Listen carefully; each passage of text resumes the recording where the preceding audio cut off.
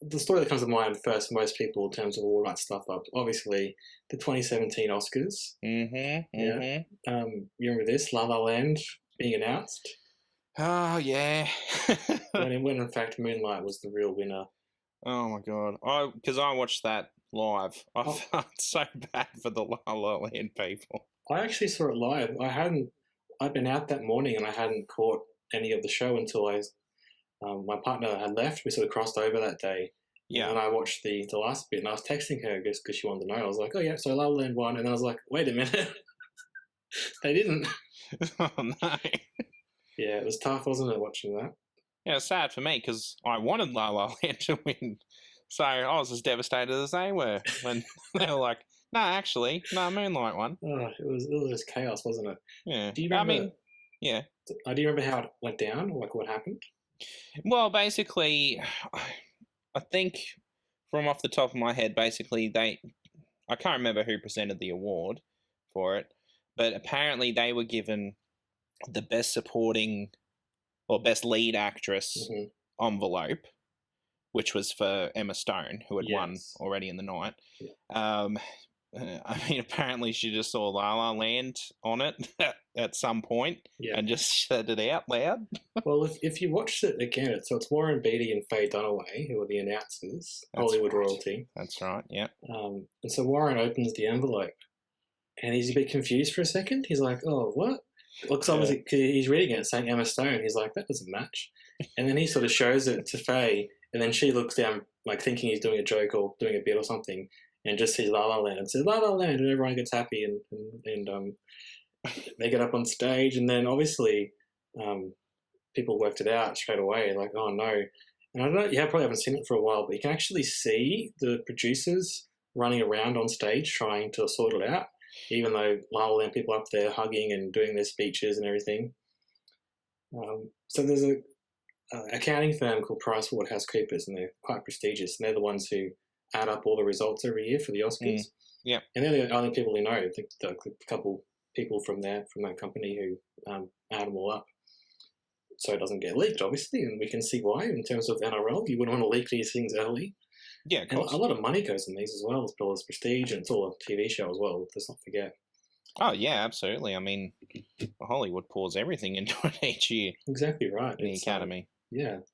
So, and I think from what I understand, they were, what you said is right, they were given the wrong envelope on the side of the stage. And it seems like the guy who was in charge of giving them the right envelopes to people was too busy tweeting. He was doing some photos and stuff. Apparently he was not supposed to be doing that. Oh, really? No, Yeah. that's understandable. I mean, I'm going to take a wild guess and say he's been fired since. Well, I couldn't find anything online about that. Well, I presumably he got in trouble. Maybe you reckon? I don't think they were like, Benny, shouldn't have been tweeting, mate. Yeah. What are you doing? Try harder next time. Well, have you actually seen The Rock during all that? Do you remember this? No. What happened? Well, The Rock was there, and there's a great picture taken from behind, like from on stage of the crowd who are reacting to it all, being like, what the hell's going on?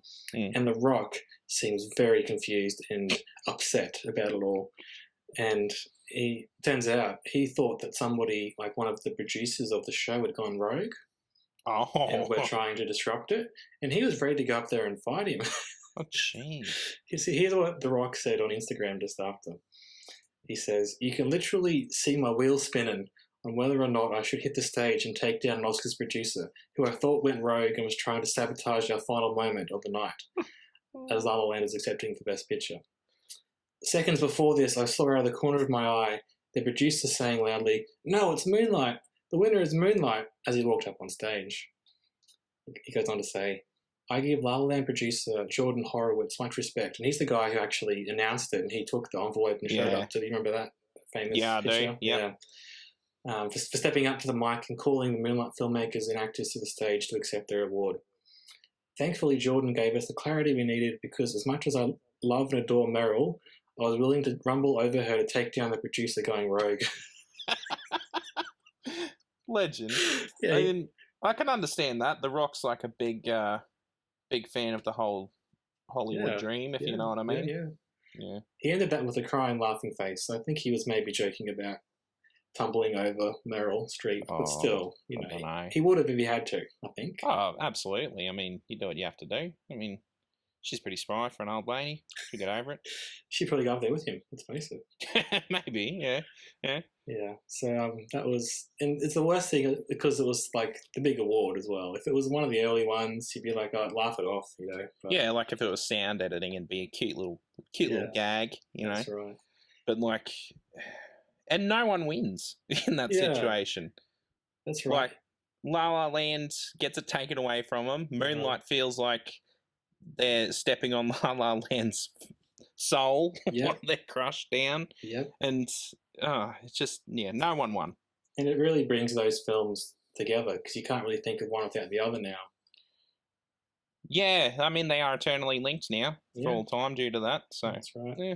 It's funny how it happens because, like, there just happen to be two films that get released in the same year, and now they're seen as rivals or, sort of part of each other's legacies when they just, from all accounts, the filmmakers quite like each other and they were really good that night sorting it all out because it was no one's fault. It was one guy's fault. I was going to say it's no one's fault. It's the guy from PricewaterhouseCoopers.